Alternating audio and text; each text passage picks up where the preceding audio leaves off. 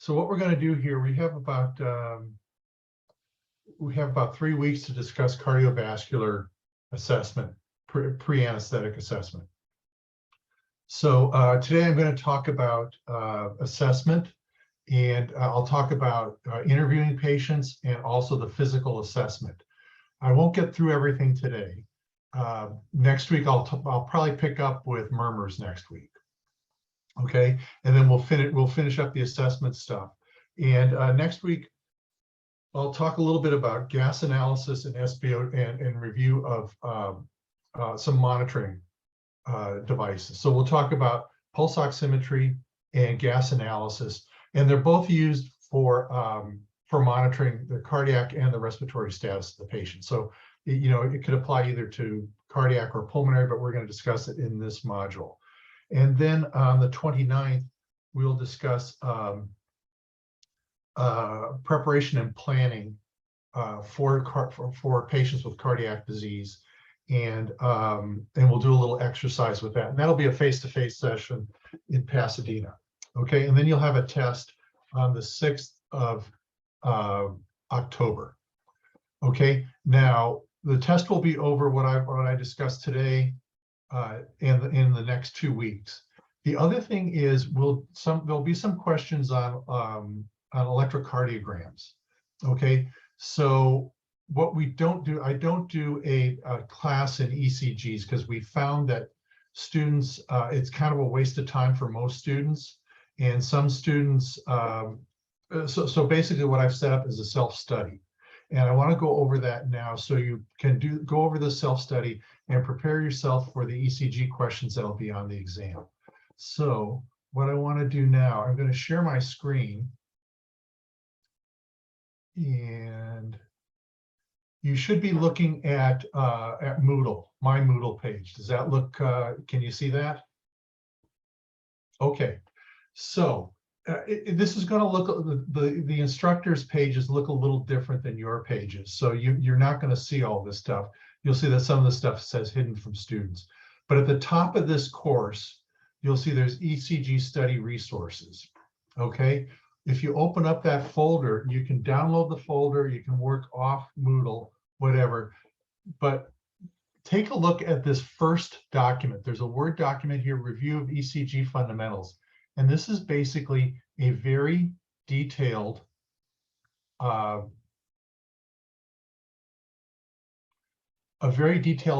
of what you need to know. And the good news is most of this stuff already. So let this document open. So you'll see this document, it says ECG Fundamentals.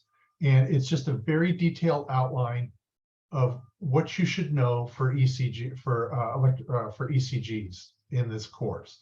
Okay, so I go through some of the fundamentals here, talking about a real brief review of anatomy, physiology, lead systems, ECG papers. So you'll see here there's a primary and a secondary reference. So I'll show you the handouts, which are in that packet that you can download.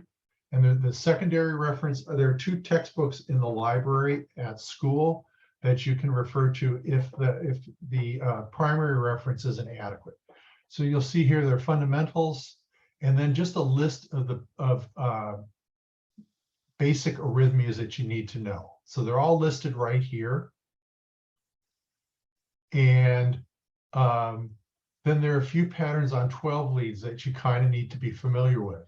So that would include atrial enlargement, hypertrophies, infarct, ischemia, and injury. I've gone into a great deal of detail here. I'll tell you what you really need to know for the test, but these are just kind of the background stuff. So I go through things like how to figure rate and P wave and that measure P waves, those sorts of things.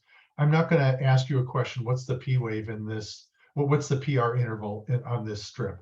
I will ask you to interpret a strip, and I will describe 12 leads and ask you, so for example, if you have Q waves in 2, 3, and AVF, what does that mean? That's the kind of question you'll have. I won't give you a full 12 lead.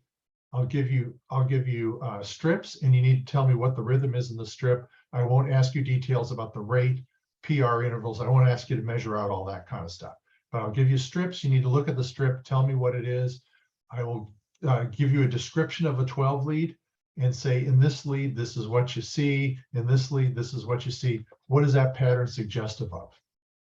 Okay, so this is kind of this ECG fundamentals. Like I said, this is a very detailed outline of everything I want you to know. And here are the references that are referred to in these primary and secondary references. Okay, so there's that. I mentioned in those references a handout, and this is the handout. I've just kind of put some simple things together for you. So a very brief summary of coronary circulation, lead systems, those sorts of things. I do talk about the hexaxial figure. That's one thing that kind of confuses people, and we can, you can talk to me if you're confused about hexaxial figures. That's important in determining the axis on a 12 lead. And if you have any questions about that, we can discuss it either as a group or individually. Okay, so this is just some background material. It's kind of stuff you probably know already. And then there are these modules on each one of the arrhythmias, if you want to review the arrhythmias. If you have a book you like to use, that's fine. Here's the big thing. What you want to take a look at is the pre-tests here. Okay, so there's a pre-test, and this is very similar to the questions you will see on the exam. So let me open the pre-test. It's downloading. It'll be a second.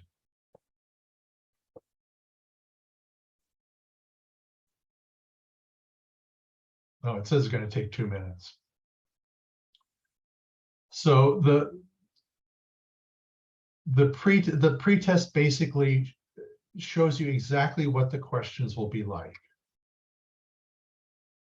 And if you can answer this pre-test, you know what you need to know for the test. Okay, I put a lot of background in here, so if you're a little unsure, you can brush up on some of the fundamentals, like the different steps you want to look at when evaluating a rhythm strip. I'll tell you, if you've come from critical care units, especially coronary critical care, you've probably seen lots of weird arrhythmias. You tend not to see a lot of dysrhythmia in the OR unless you're working in the heart room.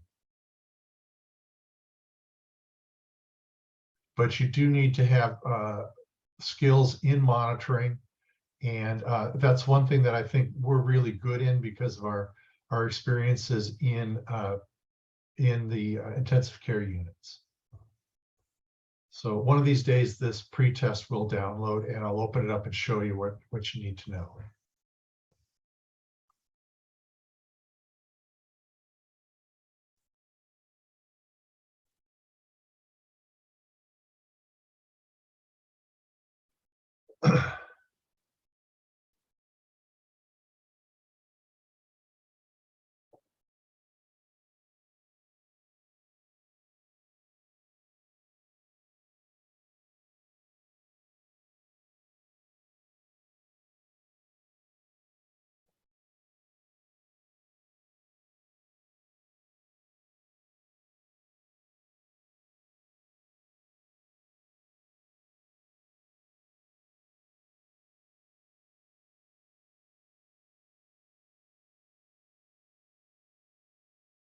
Almost there.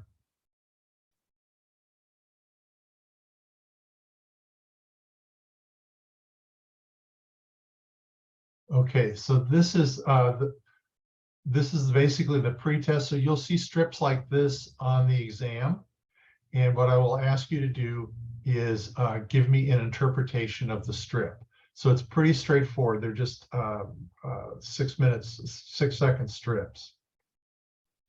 And then the 12 lead questions, I'll just ask you questions like this. Okay, so Q leads in 2, 3, and AVF, what's the diagnosis? And you'll need to tell me that.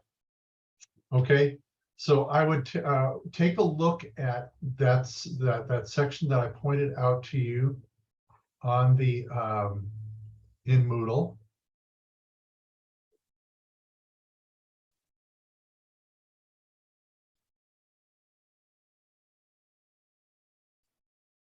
So take a look at the review, at the outline, take a look at the test, and then decide for yourself what you need to brush up on so you can answer the questions questions like the ones I showed you.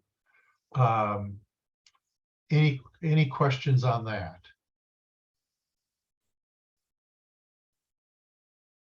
Okay.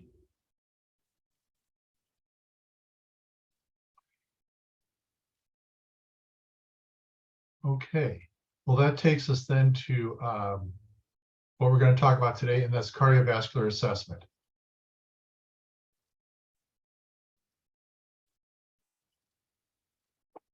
Oh, by the way, I want to apologize to you guys. I'm sorry for the time change. I had to take a meeting at 9, and I know that's an inconvenience to some of you. You had things scheduled. I'm really sorry, and I know at least one person needs to leave, and I understand that. So I'm sorry about that. Okay, so let's talk about cardiovascular assessment preparation and planning.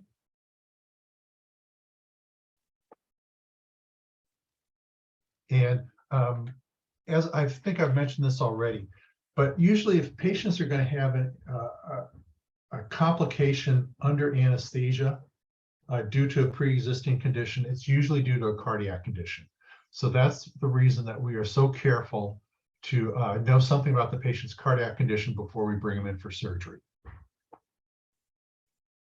Okay, and I've mentioned this once before, but remember our purpose of our evaluation is to change the management of the patient, okay? So we do an evaluation of the patient so we change the management, not to diagnose a disease. So we want to find out if there's a condition that they have so we can cancel the surgery if the risk is greater than the benefit, or maybe we'll do something alternative. We may change our anesthetic plan. We may do a spinal instead of a general, or maybe the surgeon can do the case under local rather than general. Okay, we can also, if we find out the patient's not optimized for the case medically, we can delay the surgery to optimize their medical management. Okay, the other thing that evaluation's helpful for is to help select monitoring, and again, to help plan the anesthetic. So I'm going to talk a little bit about some anatomy and physiology. I know SAS gave you a pretty thorough class last week, but let me mention a couple things that are important to evaluation. Okay, so surface anatomy is kind of important because we need to know the surface landmarks to do the physical exam. Okay, so these are important things to know. So remember the sternum, there's the manubrium, the body of the sternum, and the xiphoid process. Now, one landmark that's important is this angle of Lewis, or angle of Louis is the way people usually pronounce it. That's illustrated by this arrow here. The angle of Louis is also known as the sternal angle, and it's a joint that's formed by the articulation of the manubrium and this body of the sternum. It's a palpable landmark. You can feel it if you feel your chest. There's a little bump there, and the reason it's important is it corresponds to the second rib. So the second intercostal space is right below, and that's an important landmark when we talk about auscultation and those sorts of things. Okay, so and the other thing that's important is the midclavicular and the anterior axillary line. So especially that midclavicular line is an important landmark for our cardiovascular evaluation. This is just a little illustration of someone pointing out how to find the angle of Louis using these gigantic Q-tips. Anyway, sometimes it's a little tough to palpate this. Okay, you've seen a million pictures like this a million times. Remember that most of the anterior surface of the heart is the right ventricle. So right below the sternum, we're really looking at the right ventricle. So the heart's in the mediastinum, obviously. Most of it is left of midline, above the diaphragm, and between the medial or the lower borders of the lungs, behind the sternum, and extends from the third to sixth intercostal cartilage. Okay, I really don't need to. Dr. Waters. Yeah. Did you mean to share your screen by any chance? I sure did. Sorry Yeah, about that. sorry. It's just hard to follow where you are. Yeah, exactly. I'm sorry Thank about you. No problem. that. Let's see. And do you see does it say position? No, we don't see that. We No, just see I'm your not seeing that. desktop right now. Okay, let's do this again.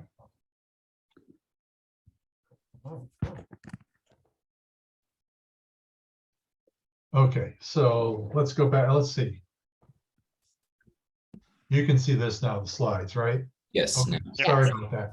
So, I mean, I don't think that you've got this in your notes. So obviously the surface anatomy, the big thing here, the angle of Louis and the midclavicular line are a couple of surface landmarks that you'll hear referred to constantly. Okay, this is just a little illustration of someone locating the angle of Louis on themselves. Sometimes it can be a little difficult to feel. And then remember, the right ventricle is anterior, lies right beneath the sternum. And the position of the heart in the chest is described here. Okay, so anatomically, we know that the heart lies between the lungs, right? I mean, everybody knows that. But what people don't always appreciate, though, is functionally, the lungs lie between the heart, right? And that's important that's kind of an important concept. So the right ventricle pumps the blood through the lungs, and then the left ventricle takes the blood from the lungs, pumps it to the body. When we talk about physical assessment, a lot of times it's difficult to sort out what's going on with the lungs versus what's going on with the heart. And that's because they're so intimately involved functionally. So whenever you're thinking about assessing the heart, or when you think about assessing the heart, you kind of keep the lungs in mind and vice versa. Okay. This shows the heart extending. This particular illustration says from the second rib to the fifth intercostal space. So we'll auscultate from the second intercostal space to the fifth intercostal space. And if the heart is, if you can feel the point of maximum impulse, which corresponds to the apex of the heart, if you feel that outside the mid-axillary line, rather the midclavicular line, if you feel that impulse outside of the midclavicular line, that's suggestive of an enlarged heart. Okay, so that's one way of detecting an enlarged heart, is feeling the apical impulse outside the midclavicular line. The other way is by looking at a chest X-ray. That's probably the more accurate way of looking at it. And when the cardiac silhouette is greater than half the width of the chest, that means the heart is enlarged. Okay, this is not the greatest illustration. It's kind of blurred, but you'll see here at the top it says posterior, at the bottom it says anterior. So this is a horizontal view of the heart with the atria removed. And the reason I put this illustration in here is because it explains why specific valves are auscultated at specific locations. Okay, so the most anterior valve is the pulmonary valve. Behind that is the aortic valve. And then you have the tricuspid and the mitral valves. So each valve is best listened to at a particular location on the chest. And that's basically because of the way the heart lies in the chest. Okay, and we'll revisit this particular thought a few times as we talk about auscultation of the heart and murmurs. Okay, so we know that the cardiac cycle is really important. There is a two-phase cardiac cycle, systole and diastole. That's really the broad description of the cardiac cycle. When I talk about systole or diastole, I'm talking about ventricular systole or diastole. If I'm talking about atrial systole or diastole, I'll mention atrial. Okay, and Ka, I see you have a question. Do we have a question there? No, yeah, because I was going to ask you to share your screen. That's why. Oh, okay. Yeah, Sorry, yeah. from back. Okay. Okay. So you really need to understand the events in systole and diastole, because that's important to understanding the heart sounds and understanding why a murmur sounds the way it is and diagnosing murmurs. Okay, so I'm not going to read through this in any detail, but obviously ventricular systole starts with the contraction of the ventricles. And the first heart sound is the closure of the mitral and tricuspid valves. So hearts, the S1 and S2, the normal heart tones, are due to closure of valves. Okay, so you'll see down a little later, the second heart sound is due to the closure of the aortic and the pulmonic valve. Okay, so as the ventricles contract, that will close the mitral and tricuspid valves. And then when those valves are closed, the pressure will rise in the ventricle until the point that the pressure in the ventricle exceeds the point in the aorta or the pulmonary artery. And at that point, blood is ejected from the ventricles and pressure falls. And then you have the second heart sound with the closure of the aortic and pulmonic valves. Okay. In diastole, the mitral and tricuspid valves open. That allows the ventricles to fill. So blood moves from the atria to the ventricles, and that can cause a third heart sound. A third sound is also known as a gallop. That's one of the gallops, and is an abnormal valve. So the ventricles dilate and the atria contract, and as the atria empty, you can have a fourth heart sound. Again, that is an abnormal heart sound. We'll discuss the physiology, what's going on, the mechanics that lead to third and fourth heart sounds when we talk about gallops and murmurs. Okay. The reason I mention this is to be clear on what valves do during systole and diastole. It's important to understanding and identifying murmurs.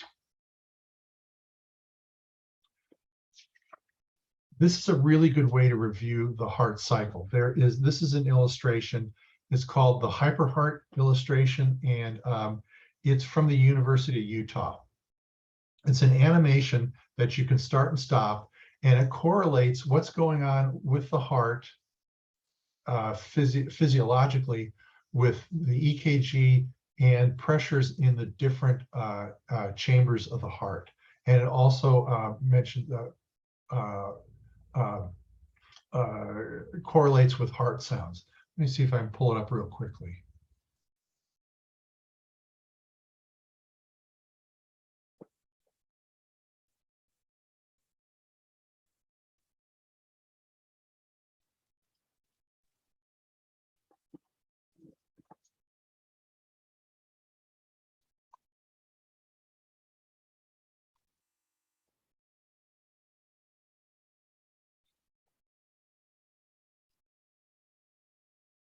So if you Google Hyperheart University of Utah, you'll get this illustration, and it's really useful to review the cardiac cycle.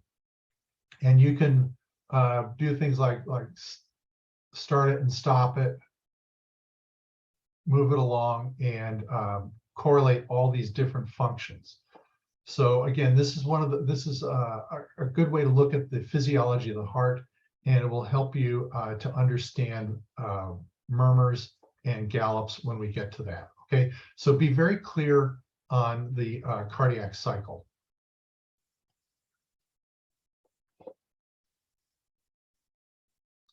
Okay, so that's a real brief review. Let's talk about taking a cardiovascular history of interviewing patients. So the interview involves a review of systems and a past medical history. Okay, and it'll be followed by a targeted physical exam. We'll talk about that today. It's important to correlate the patient's history with their physical exam. So let's say someone has a history, they report shortness of breath, walking upstairs, they have orthopnea and paroxysmal nocturnal dyspnea. So in other words, and we'll define those terms, but orthopnea is shortness of breath laying down, and PND or paroxysmal nocturnal dyspnea is waking up shortness of breath. Okay, so if you have a patient who reports those symptoms, then when you do your exam, you really want to make sure that you that you do things like look for a displaced point of maximum impulse. So is the apical impulse lateral to the midclavicular line? You'd want to look for that. You'd want to listen to the lungs, see if they have rales. You know, are they accumulating fluid in the lungs? Look for irregular pulses, a murmur that might be consistent with regurgitation, mitral regurgitation, those sorts of things. So, you know, you want to look at a number of different points, both from their history and from their exam. So someone who has that kind of a history, reporting shortness of breath, difficulty breathing when they lie down, a displaced apical impulse and rales. But let's say they have distended jugular veins too. What would that suggest to you? Heart failure. Yeah, it's some of the classic signs and symptoms of heart failure. So when I talk, and by the way, when I talk about symptoms are subjective, right? It's what the patient tells you, that it's what the patient's complaining of. And signs are objective things that we see. Okay, by the way, usually what you'll see when patients come in for a preoperative examination, they're going to get a questionnaire, and it'll ask them things like, do you have shortness of breath when you lay down? Can you walk up more than one flight of stairs? Those sorts of things. So usually you're not starting from ground zero. They're gonna come in with some paperwork, usually an H&P, and they may have a questionnaire also. Okay, so I've listed some symptoms here. We'll talk about all of those, some cardiac symptoms and some vascular symptoms. Okay, if patients report a symptom, you have to kind of follow up on that. You have to investigate it, right? So you just can't say, oh, you have shortness of breath and leave it at that. You have to really kind of dig a little deeper and find out what's going on. So be curious. And let's talk about some of these symptoms. So the first one, and probably the most important thing that we check with patients, is angina. Do they have complaints of angina? About a third of patients who present for surgery are at high risk for ischemic heart disease. So that's one of the reasons we're always asking about angina. And angina is a pretty generic term for chest pain, and there can be a number of different causes of chest pain. Okay, so to kind of sort things out, if someone reports angina, you need to ask questions to kind of sort through the nature of that symptom. And there's a little acronym here, Socrates. And it's site, onset, character, radiation, associations, time course, exacerbations, and then severity. Okay, so site, we'll ask the patient, where is the pain, or where is the pain worse? Okay, onset, ask something about when the pain started. Was it sudden? Was it gradual? Was it progressive or not? The character of the pain. Is it an ache? Is it a stabbing pain? You know, so is it a kind of a vague aching, or is it a stabbing pain? We'll ask about radiation. Does it radiate anywhere? Does it go to the neck? Does it go to the arm? Does it follow any pattern? That would be time course. I skipped over association. Are there other symptoms associated with the pain? And then what makes it exacerbation relieving? What makes it worse? What makes it better? And just how severe is it? Okay, so chest pain can be of a number of different characters. So there's pleuritic chest pain that's associated with lung disease. So if someone has an inflamed pleura, they're going to have kind of a cyclical pain.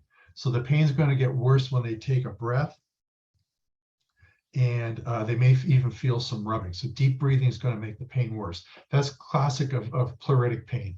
It kind of gets worse with deep breaths, and it'll get better as they exhale. Okay, so that's a non-cardiac pain. There's also reflex esophagitis. So if someone has really bad esophagitis, they can get some chest pain, but usually that'll be exacerbated by food and it'll be relieved by something like antacids. So that's one way of separating a chest pain of GI origin from one of cardiac origin. Okay, cardiac pain, cardiac angina tends to radiate to the upper extremities, and it tends to be provoked by activity and relieved by rest. Okay, so that's one way to kind of sort through some of these pains. Classically, anginal pain will be substernal. It onsets with activity. The character of the pain tends to be a pressure or a squeezing pain. I've already mentioned that it radiates to the neck and the jaw, and especially the left upper extremity. Now, cardiac angina tends to be associated with shortness of breath, sometimes fatigue, diaphoresis, syncope, or nausea. Okay, and we kind of talked about that it tends to be exacerbated by activity and relieved by rest or by nitrates. Okay, so angina is the cardinal sign of myocardial ischemia. It reflects an O2 supply-demand imbalance. Now, just because patients present with this particular symptom, it's not definitive. They can't diagnose definitively because they need to rule out other diseases. Other diseases need to be ruled out. So dissection of the aorta and PEs will sometimes present in a very similar manner. It looks a lot like an MI. So you've probably seen this working in the units. Sometimes patients come in with chest pain and they'll work them up to separate out whether or not it is of cardiac origin, whether or not it's a vascular thing like a dissecting aorta or even a PE. Okay. Now, another thing about angina, cardiac angina tends to be described either as stable or unstable. So stable angina it's pretty predictable. Okay, the patient knows that if they reach a certain level of activity, they're going to get chest pain. Okay, and the chest pain tends to be relieved by rest. Okay, some people will live with angina all the time. They know just how far they can push themselves. Now, unstable angina is a source of great concern. Unstable angina is defined in a number of different ways. It can be a new onset of angina at rest or with milder exertion than before. So I had a friend and his dad would get angina every time he went out to shovel snow.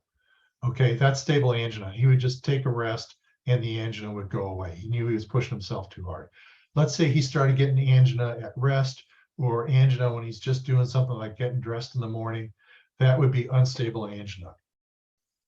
Unstable angina is also defined as a sudden increase in the frequency and severity of previously stable angina.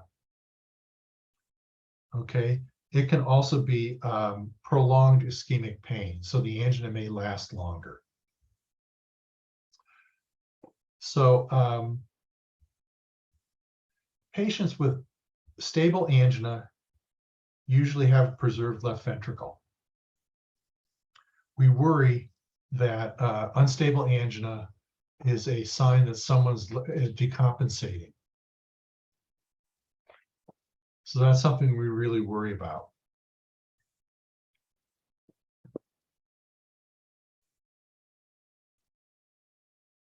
Okay, now angina doesn't always present in, actually, let me back up.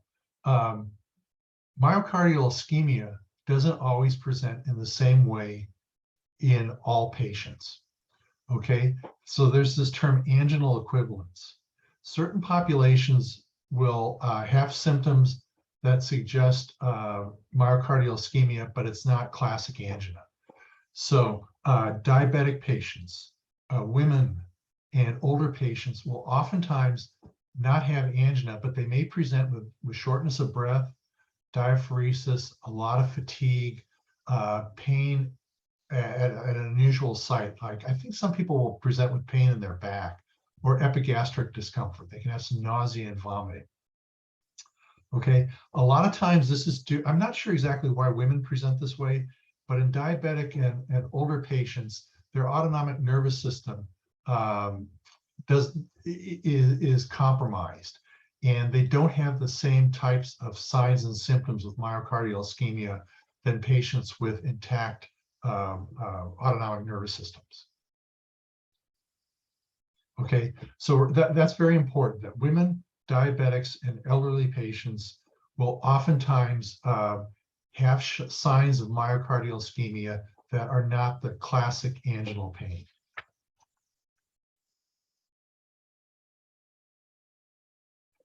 Okay, so talk of angina brings up an evaluation, brings up the topic of evaluation of exercise tolerance. So this is probably, you'd probably consider this more of a sign rather than a symptom.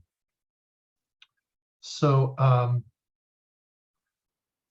what's important, you'll hear this a million times during your 3 years with us, but typically patients who can tolerate 4 METs of activity will tolerate the stress of surgery. So what do we need by a MET? So a MET is a metabolic equivalent. And 1 MET is the resting or basal oxygen consumption of a 40-year-old 70-kilogram man. Okay, so if you're just resting, if a 70-kilogram male, 40 years old, is resting, he's functioning at 1 MET of activity. Okay, now if you go to 4 METs of activity, if you can tolerate that, then you're probably going to tolerate the stress of surgery just fine. Okay, so so functional capacity is classified as excellent if you can tolerate more than 10 METs. It's good if you can tolerate 7 to 10 METs. It's moderate functional capacity if you can tolerate 4 to 6 METs. And if you can tolerate less than 4 METs, that's considered poor exercise tolerance. Okay. So there are different ways of classifying exercise tolerance. One way of doing it is an exercise treadmill test. And if you've ever read the report of an exercise treadmill test, you may see a lot of times it'll say the patient was able to complete a modified Bruce protocol. Does that sound familiar to any of you? Have you ever read an exercise treadmill test? So if you can complete a modified Bruce protocol, that's an objective way of measuring tolerance of 4 METs activity. So what they'll do is put a 12 lead on the patient, put them on the treadmill, and run the treadmill at a set speed, and they'll look for ischemic changes on the EKG. So that's a very objective way of measuring exercise tolerance.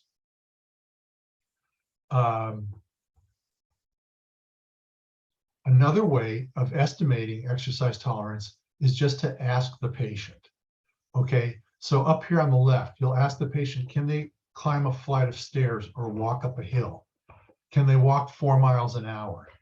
Can they run a short distance? Can they do heavy housework? And if the patient says yes, they can do those sorts of activity, that's indicative of the ability to tolerate 4 METs activity. There are a number of other different ways of evaluating exercise tolerance. This next page shows a questionnaire. This is the Duke Activity Status Index. And if the patient answers yes to these first 4 questions, then that suggests that they can tolerate 4 METs of activity. We'll talk about it a little more as we go on, but one of the problems is if you have patients with orthopedic disease, for example, orthopedic disease, or if they have really bad claudication, they got to get a lot of leg pain with activity, then you can't ask them these questions. So they may need some sort of special evaluation of exercise tolerance. So they can do like a dobutamine stress echocardiogram or something like that. So let's say their exercise tolerance is unknown because of orthopedic disease. It may be necessary to refer that patient to cardiology for more detailed evaluation. Okay, this particular Duke Activity Status Index is a pretty good way of evaluating exercise tolerance. It's well supported by research. This is called the METS study. It was done in 2018. And what they looked at was characterizing exercise tolerance, and they use the word cardiopulmonary fitness here. And they looked at whether or not different ways of measuring exercise tolerance could predict a post-op MI or death. So they looked at 4 different ways of evaluating exercise tolerance. One is a subjective estimate of fitness. And that's the one asking the patient if they can walk upstairs, can they walk 4 miles an hour, et cetera. Cardiopulmonary exercise testing, which would be like a treadmill test. The Duke Activity Status Index, which was on the previous slide, or the NT-proBNP. So that's a blood test, and it's looking for a precursor of BNP, B-type natriuretic protein, which is a marker of cardiac failure. Okay, and actually, what this study showed is that that simple questionnaire was the best predictor of the primary outcome. Those outcomes being post-op MI or death. Okay, so when interviewing patients, it's important to check about whether or not they have angina and how much activity they can tolerate. Those are probably two of the most important questions you'll ask. Okay, back to some symptoms. Another symptom that causes us to ask questions is syncope. So syncope is a broadly defined symptom. It's usually due to cardiovascular causes, but it can be due to neurologic causes also, or vasomotor causes. Okay, if it's a cardiovascular cause, it tends to be called cardiac syncope.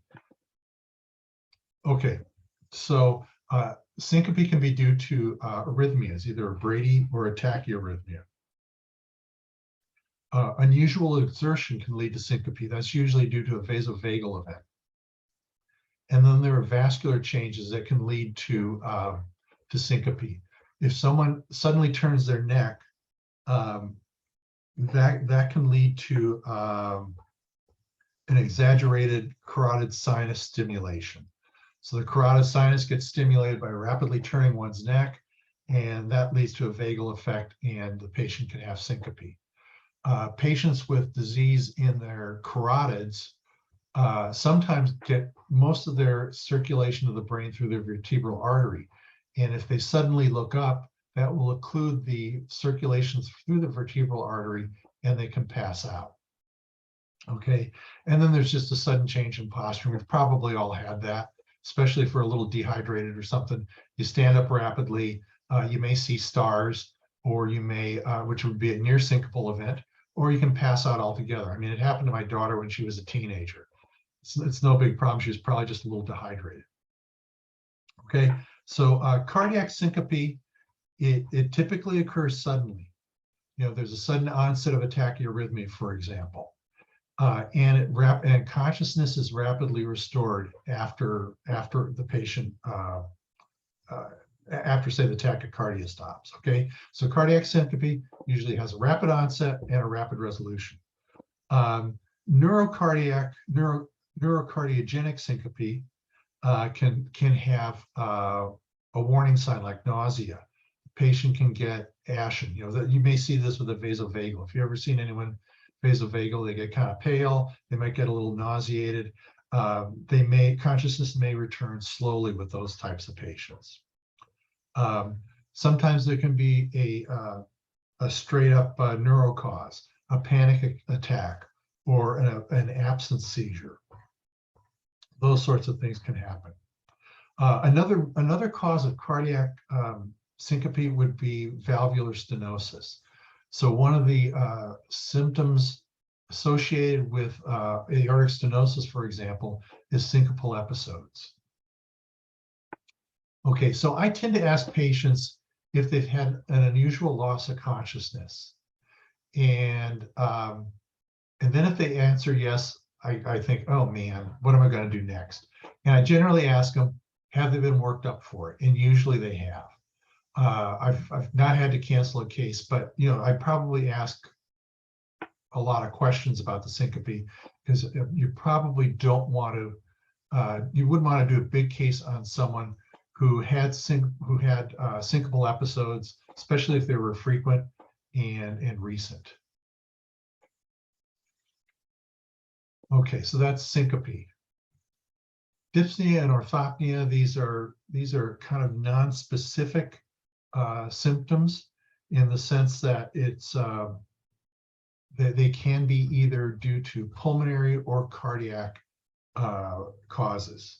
So dyspnea and heart failure is usually characterized by air hunger or an urge to breathe. So the patient can't catch their breath. That's the classic dyspnea associated with heart failure. If it's airway obstruction, then the patient has to work harder to breathe, right? They kind of have labored breathing. If there's shortness of breath due to bronchospastic disease like asthma, then there's a tightness in the chest and constricted breathing. And there's also going to be some wheezing associated with it. Okay, so as cardiovascular causes of dyspnea tend to be due to left ventricular failure or valvular disease. Okay, so there are a number of different causes of dyspnea. Like I said, it's kind of non-specific, but when it's due to a cardiac cause, it's usually due to left ventricular failure or valvular disease. Okay, orthopnea is kind of similar to dyspnea, but it's shortness of breath with a change in position, especially when the patient is lying flat. So they do okay when they're sitting upright, but they can't lie flat. And you've probably seen this if you've ever taken care of or if you know someone with chronic lung disease. Okay, palpitations are common symptoms. It's a subjective sensation of irregular or abnormal heartbeats.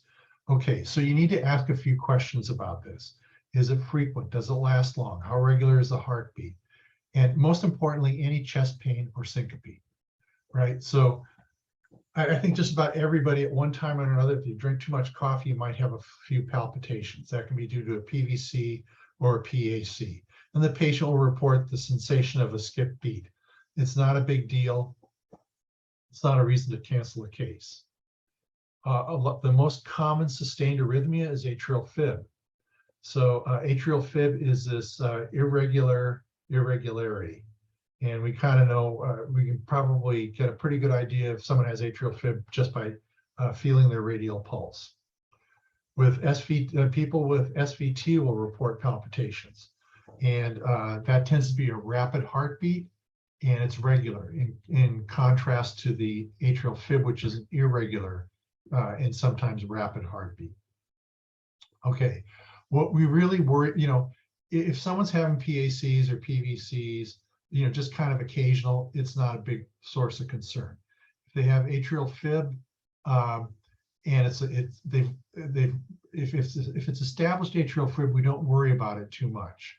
If it's a new onset of atrial fib, then we need to know. Then we will usually cancel a case because we really need to know why the atrial fib started.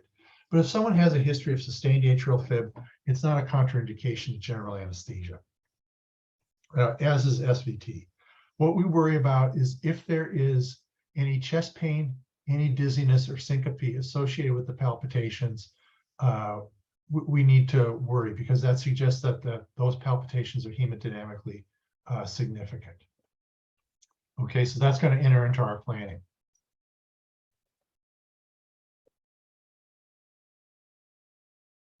Any questions so far?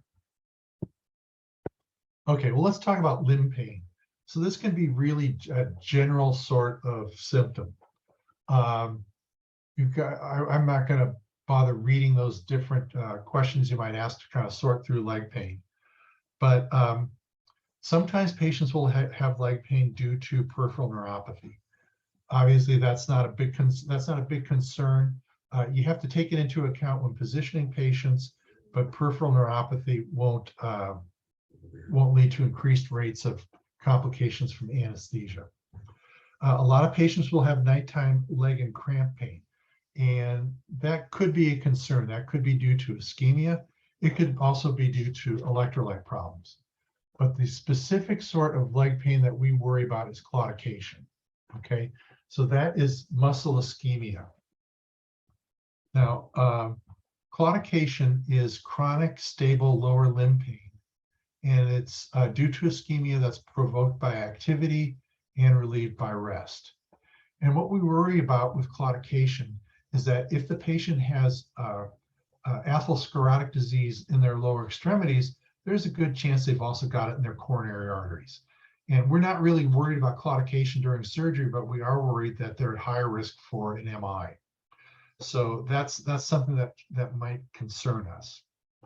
And so claudication, again, it's typically described as a dull ache with cramping and muscle fatigue, and is provoked by walking and relieved by rest.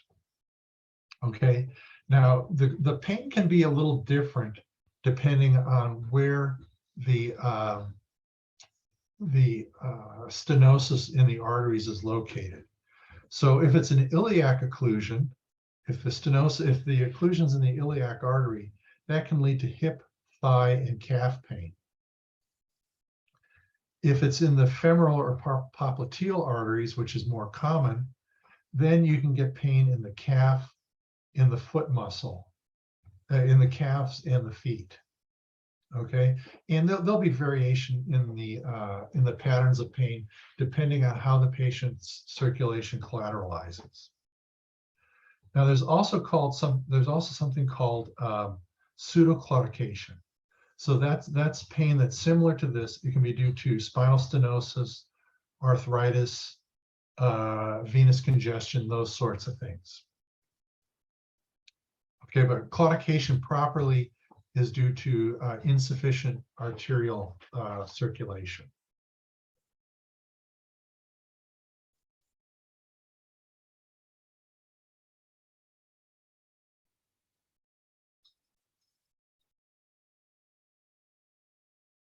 Okay, edema is both a sign and a symptom. We kind of know what that is. And then follow-up questions are listed here. What's the onset? What are circumstances? Any other symptoms, any treatments or medications?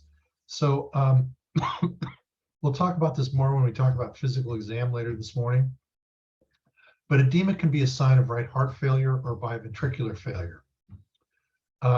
If it's of a cardiac origin, it tends to be bilateral and symmetrical.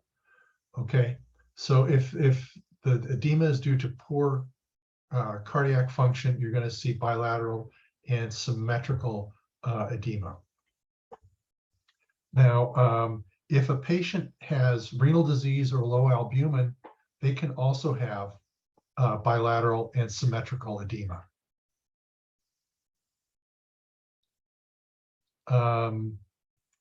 If there's this edema, either lower extremity or presacral, you might want to look for other signs of right heart failure, such as jugular vein distension or the hepatojugular reflex. And I'll talk about those more as we go on. Now, if a patient has edema in just one leg, then that's probably due to thrombophlebitis or venous or lymphatic obstruction. So they could get unilateral edema due to thrombophlebitis or clots in the venous system or some sort of lymphatic obstruction. So that could be due to like a tumor or something like that.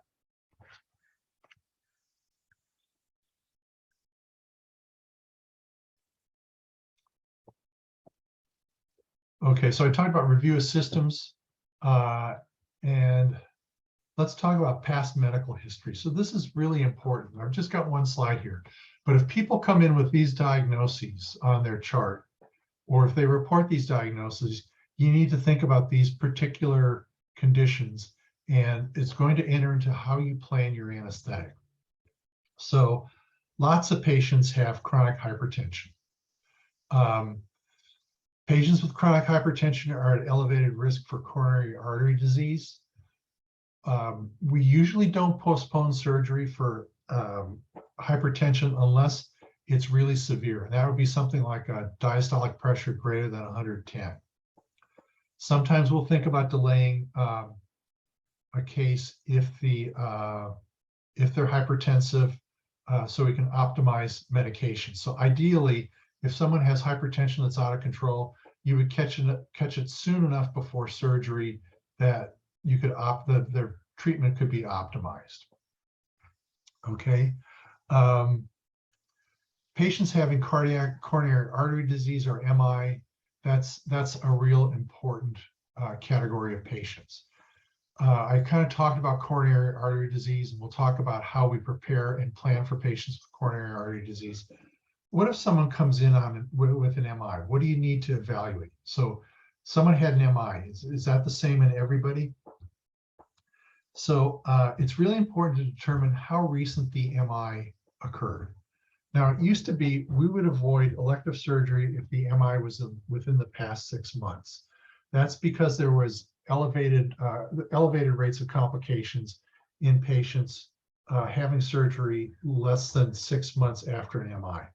That's changed a little bit recently. The American Heart Association guidelines say that patients are at greatest risk if you're doing surgery within 30 days of an MI. And that's because the plaque and the myocardium are healing. So the plaque disruption is healing and the myocardium is healing. Okay. Today they talk about acute MIs within the last 7 days and recent MI being within 1 week to a month. So why the change? Why are we being a little more permissive? It's because of the way patients are treated now. With primary angioplasty and stenting, patients there tends to be less damage to the heart, so there's less risk to the patient going to surgery. Okay, so there's a lot of room for judgment here. There's not that when I went to anesthesia school, there was kind of like this black and white wall at 6 months. You really avoided elective surgery if the MI within 6 months. Now it's a lot more individual. You'll want to look at things like how they were treated. Did they get thrombolysis? Did they get primary angioplasty, or didn't they get it? The other things that are important is looking at whether or not the patient has a Q wave, whether or not their failure was complicated by, whether or not their MI was complicated by heart failure. And that's because both of those are markers for a greater mass of infarcted muscle tissue. Okay. So those are the sorts of things you want to look at if someone has an MI. How recent was it? What sort of treatment did they give? And if their 12 lead shows a Q wave, or if the MI was complicated by heart failure. And that might be the sort of thing. Let's say someone had an MI 2 weeks ago. You'd probably want to have them see a cardiologist before coming into surgery, unless, of course, it was the life or death emergency and they absolutely needed surgery. Okay, valvular disease is something we really want to look at, especially aortic stenosis and mitral stenosis. That will affect our anesthetic, and I'll talk about why when we talk about murmurs. By the way, you're going to have a lecture on each one of these conditions. We have 2 semesters of pathophysiology. 1 semester is devoted almost entirely to cardiac and pulmonary disease. You'll have a whole lecture on hypertension, a whole lecture on valvular disease, etc. Okay, dysrhythmias.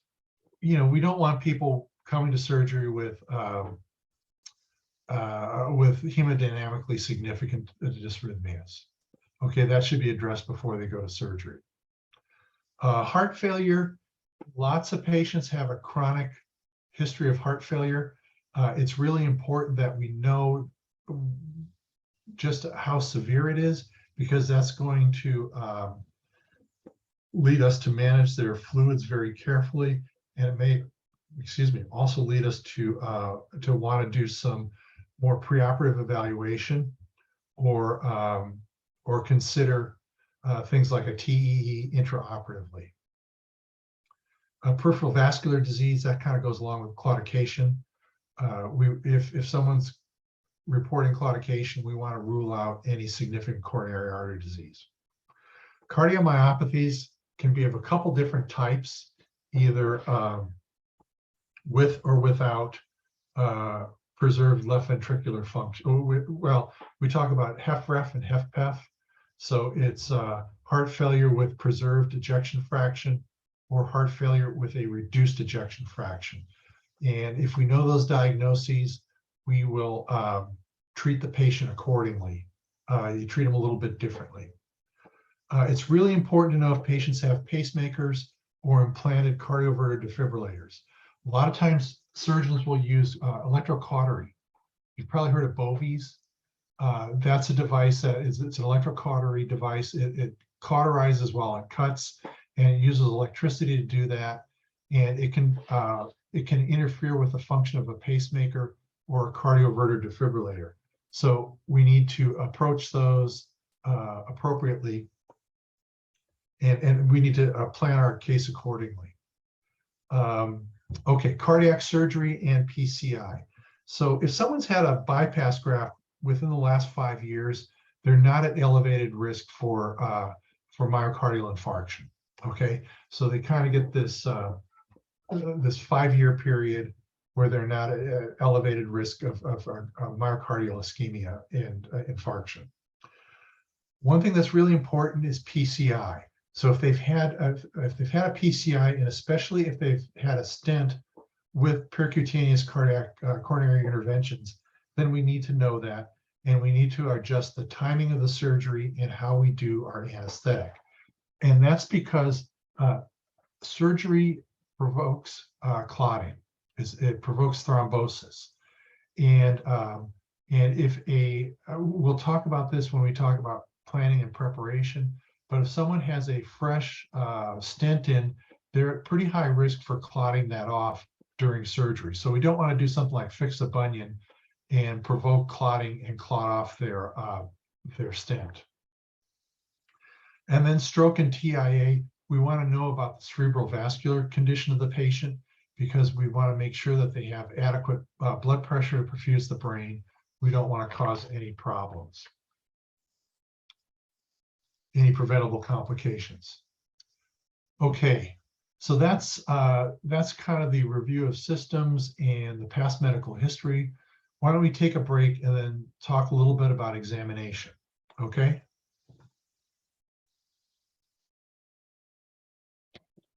What time do you want us to be back? Yeah, take a 10-minute break. So why don't you come back at 11:17? Okay. So any questions about symptoms? Okay, well, let's go ahead and talk about the physical exam then. And I will share my screen.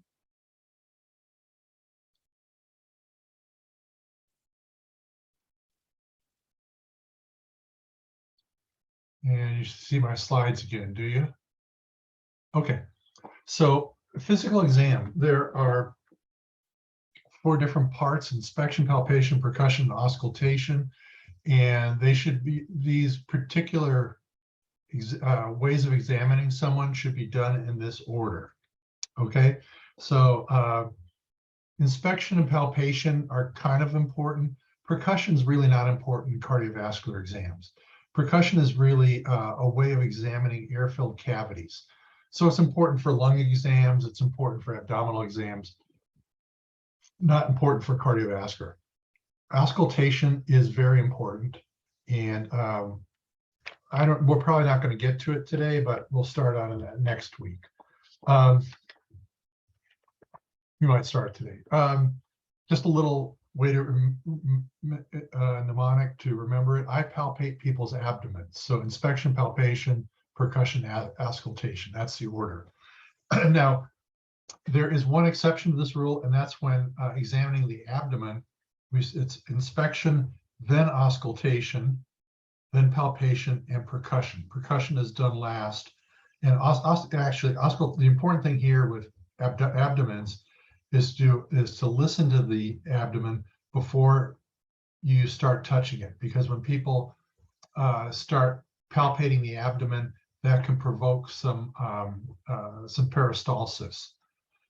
So in an abdominal inspection, auscultation is done after inspection. Okay, so let's talk about inspection and what's pertinent to the cardiovascular system. So one thing we're going to want to look at is cyanosis. And there are a couple of different types of cyanosis. Central cyanosis is typically due to hypoxia. Okay, it is an unreliable indicator of hypoxia. Really what happens, cyanosis is due to more than 5 grams per deciliter of reduced hemoglobin.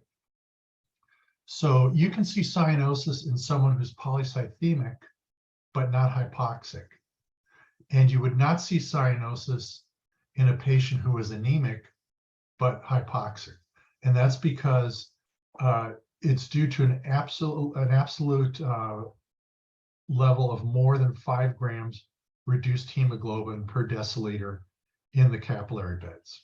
Okay, and I cover this again in the lecture on pulse oximetry. Okay, so look at that lecture, and if you don't understand the thing about cyanosis. So cyanosis is an unreliable indicator of a hypoxia. Peripheral cyanosis, also known as acrocyanosis, is due to vasoconstriction or poor perfusion of the extremities. Okay, so that's basically cyanosis. Pallor is a color, you've probably seen it in patients, where that's kind of that ashen color, the kind of gray color. That's pallor. Jaundice is a yellow tinge to the skin and the sclera. It's also known as icterus or icterus. And it's due to an accumulation of bilirubin. Now, it's usually due to some obstruction in the hepatobiliary system. It can also be due to heart disease, though. If the liver is not being properly perfused, patients will get jaundice. So it's kind of unusual. It's an unusual sign of heart failure. Purpura is discolored spots on the skin due to bleeding, and it can be due to platelet or vascular disorder. So purpura is kind of a generic term. Ecchymoses are seen with antiplatelet or anticoagulant use, where petechiae are specifically seen in patients with low platelets. And there's this little illustration here. Petechiae are kind of the pinpoint discolorations, ecchymoses being the blotchy areas.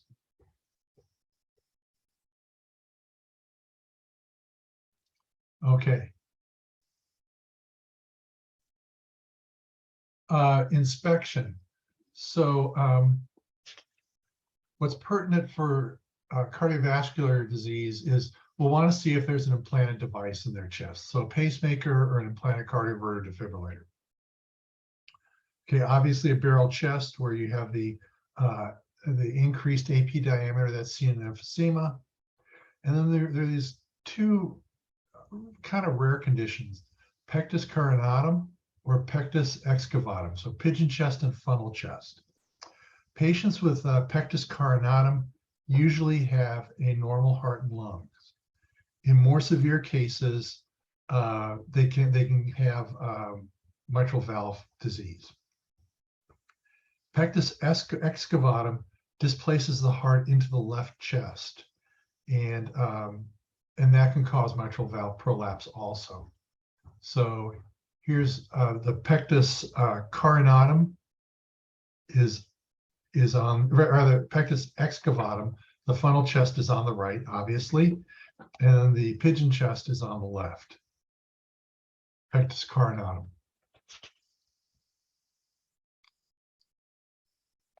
Okay, another thing that we'll want to evaluate with with inspection is observing jugular vein distension. Okay, so usually jugular veins are flat in a patient who is upright.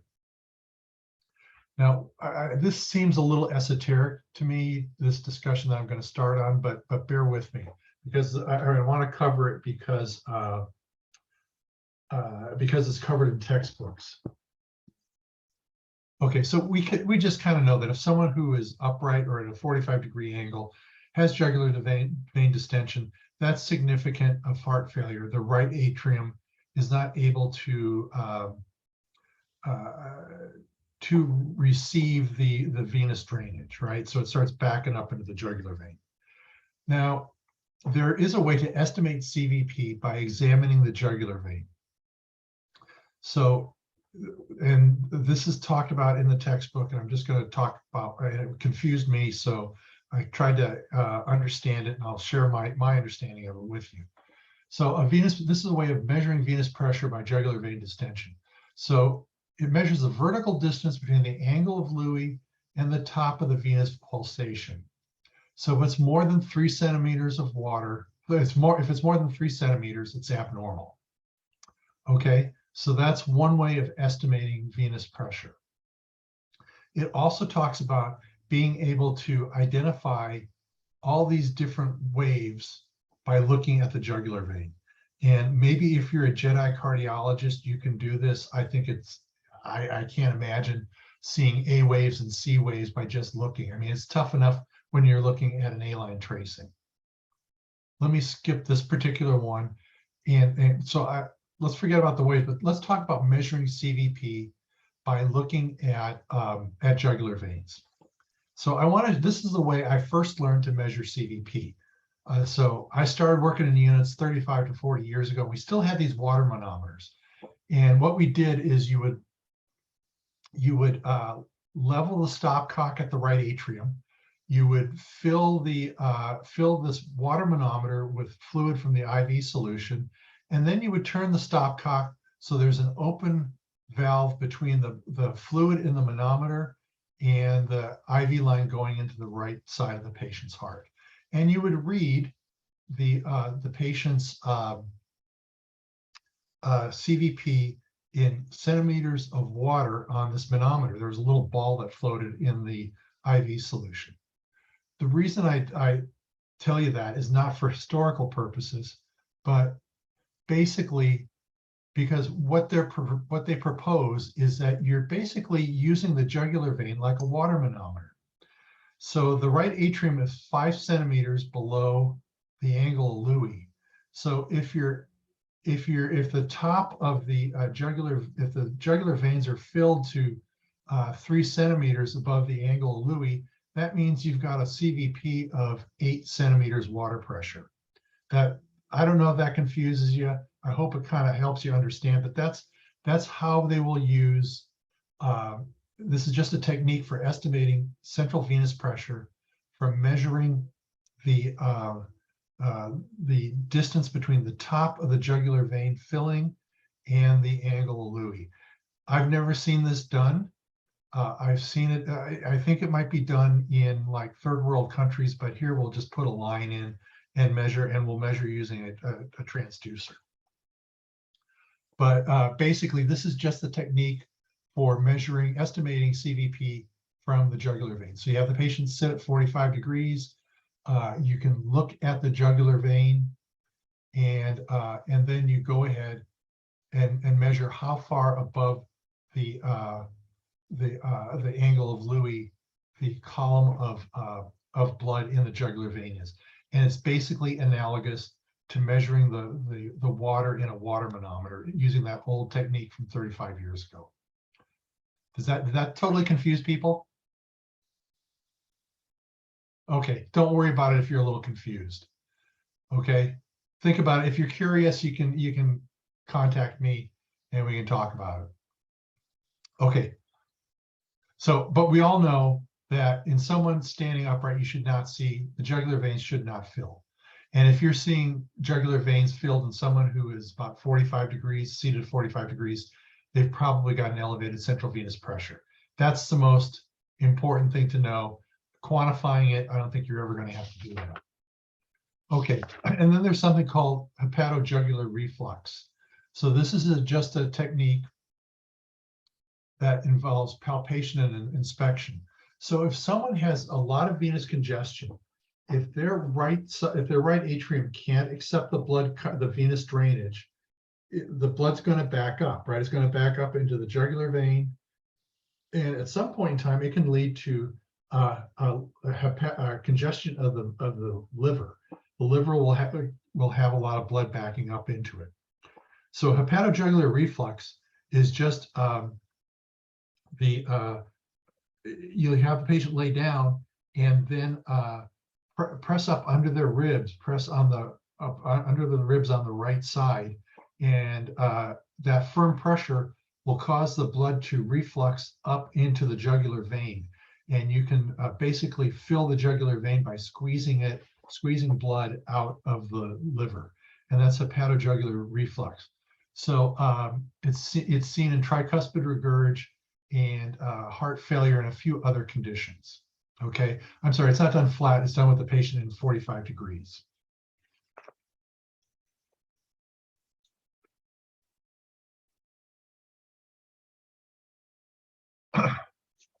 Okay, so inspection of the extremities. So you look at the upper extremities for temperature. Obviously, if they're cold, you're concerned that they're not perfusing properly.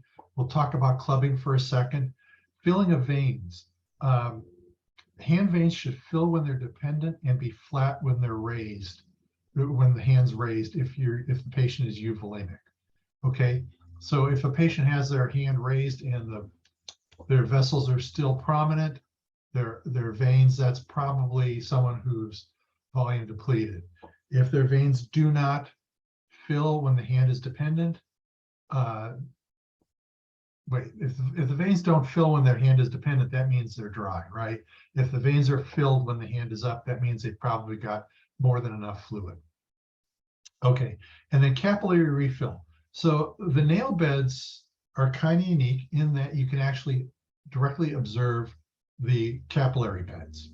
So there is a connection between the arterial and venous circulation of the capillary beds. If you blanch the capillary beds, they should refill in less than 2 seconds.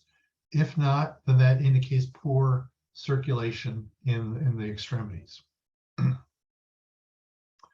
Okay, lower extremity, or for that matter, presacral edema, are typical of fluid overload. Okay, presacral edema, you've probably seen that in patients who are bedbound. You know, you have a dependent edema. If you're bedbound, the lowest spot is probably in the sacrum. So if a patient has presacral edema or lower extremity edema, that suggests fluid overload or poor or failure. Muscular atrophy, absence of hair, both those are suggestive of poor arterial supply to the lower extremities.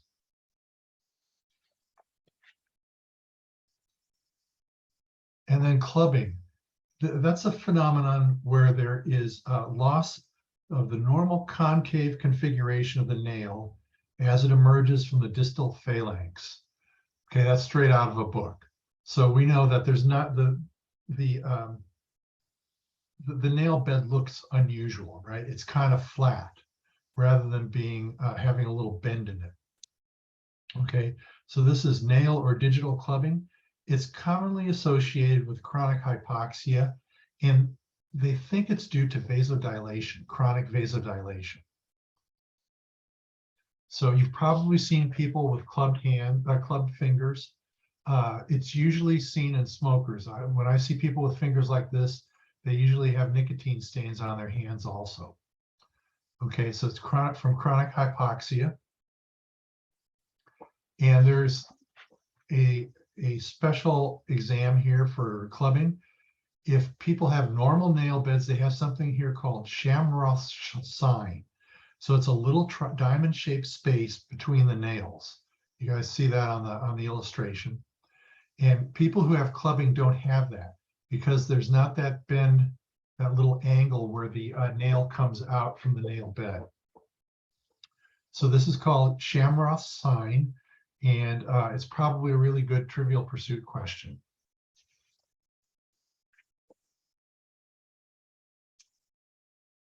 Okay, so we know that edema is due to an accumulation of fluid in the interstitial space, usually dependent, and there are ways of characterizing it on this 1 to 4 scale. Okay, so let's go through this pitting edema. So no edema would be 0, and 1+ would be mild, a small depression that disappears rapidly, and it goes all the way to severe pitting edema. That can be a deep depression that lasts more than 2 minutes. Okay, so a 0 to 4 scale is how we judge edema. It's based on the depth of the of the pit that stays after pressure is administered, and the depth and the time.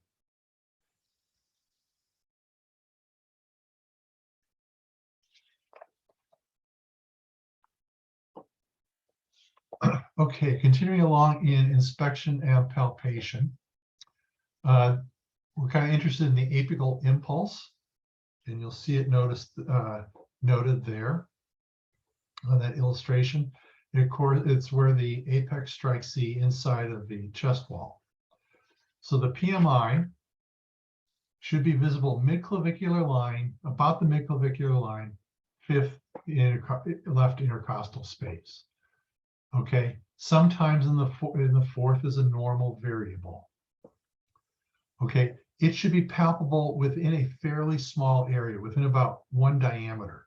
So if you can feel, rather a 1 centimeter diameter area. So if you can feel a PMI in a large space, more than say 1 centimeter diameter, that's unusual. Okay, obviously it can be obscured by obesity, large breaths, or muscularity. This is best felt when the patient's in the left lateral decubitus position. So that's normal. It's normal if it's kind of a small space, about a you can feel it in about a diameter area. 4th or 5th left intercostal space, mid-clavicular line. It's abnormal if it's really vigorous. You've probably felt people who are in failure or have left ventricular hypertrophy, and they have this bounding apical pulse. That's also called a heave or a lift, and that's suggestive of left ventricular hypertrophy. Sometimes you'll feel a thrill. It's a rushing vibration, or they talk about it being a palpable murmur. It's kind of like the tactile equivalent of a murmur. So you may feel a thrill, that kind of rushing vibration in a patient with aortic stenosis. So you'd hear the murmur associated with aortic stenosis, associated with a thrill. If the apical impulse is lateral of the midclavicular line, that can indicate cardiomegaly or mediastinal shift. So there might be something in the mediastinum that is shifting the heart to the left. By the way, a thrill, some people describe it as feeling like a cat purring, and it's usually due to aortic or pulmonic stenosis.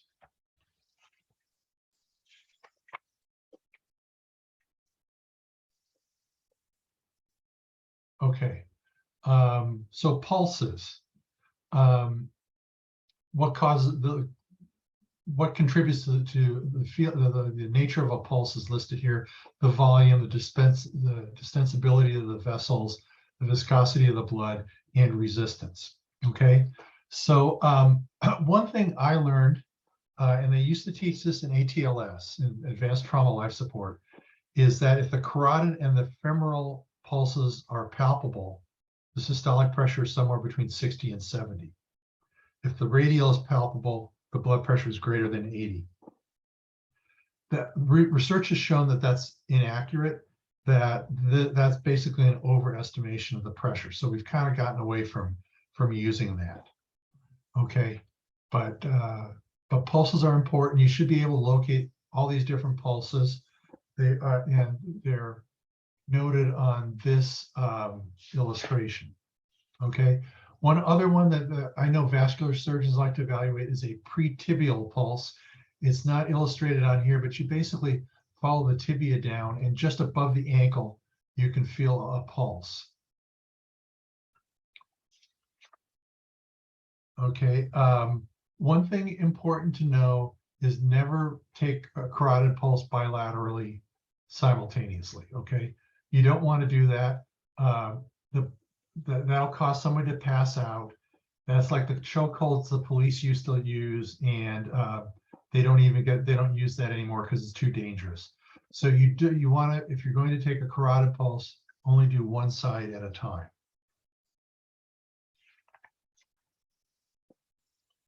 Okay, and then how do we describe pulses?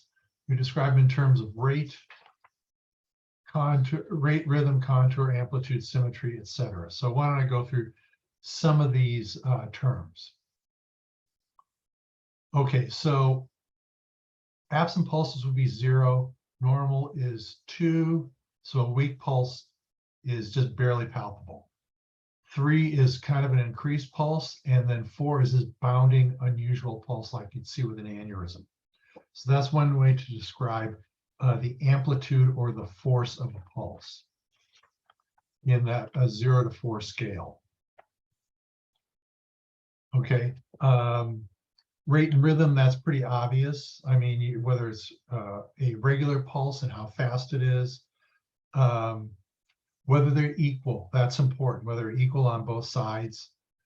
And then this is kind of there are a couple unusual pulse characteristics that you should know. This is a classic question on the certifying exam. So pulsus paradoxus is a decrease in the strength of a pulse during inspiration. So when the patient breathes in, the pulse gets weaker, and that suggests pericardial disease or respiratory disease. Okay, pulsus alterans is where the pulse alternates. There's a strong pulse and then a weaker pulse, a strong, weak, and that's suggestive of left ventricular failure.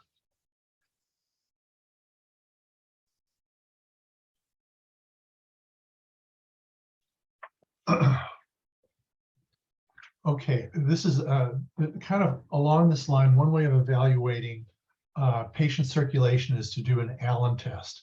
People usually call it the Allen's test, plural, or Allen's in the possessive sense, Allen apostrophe S. Okay, so it evaluates the presence of the palmar anastomosis. So your radial artery and your ulnar artery kind of join in the palm of the hand. There's a little arch there where they join. And we do this test prior to putting in an A line, because if for some reason we were to thrombose the radial artery putting an A line in, we want to know that there's adequate circulation through that palmar anastomosis so that the fingers would get blood to them if for some reason the radial artery was occluded. Okay, so here's how this little test is done. Instruct the patient to clench his or her fist, and then apply pressure to both the ulnar and the radial artery. Okay, so you basically want to occlude the circulation going to the hand there, and then you open the hand. And I don't know if I'm doing it right, but the hand should be blanched. Okay, and then when you let go of the ulnar side, you should see blood flowing to the hand. Okay, so it's just a way of demonstrating that there's collateral circulation between the radial and ulnar arteries through this palmar arch or palmar anastomosis. Okay, there are, if the hand flushes, so in other words, when you let go of the ulnar artery, you should see the hand flush within 5 to 15 seconds. That's normal. If the hand does not flush, in other words, if it doesn't pink up again within 5 to 15 seconds, it means that there's not adequate ulnar circulation, and you should not be putting an A line in that artery.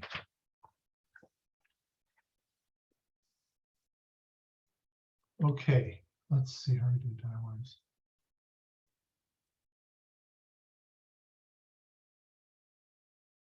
Okay.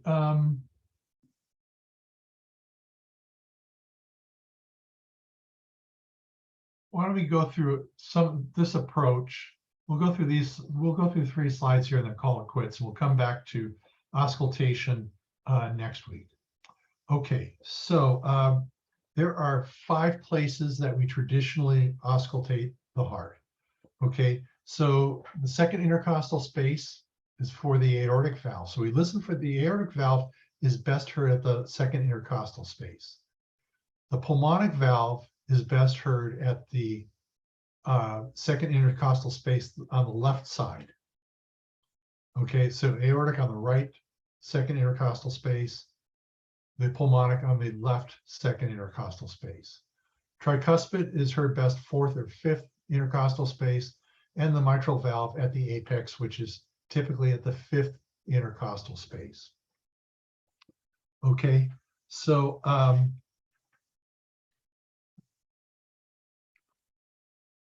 and I have that listed here, okay?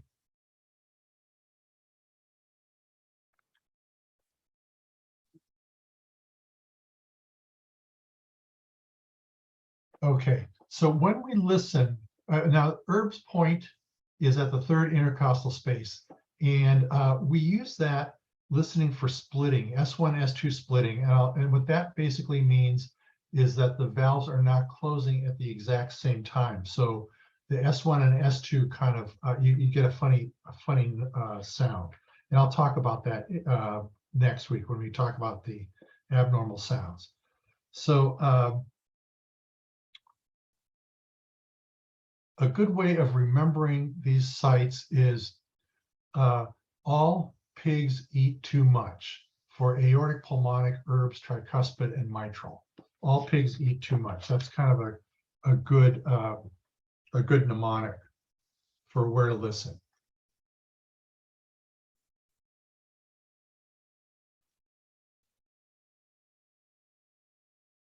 Okay, so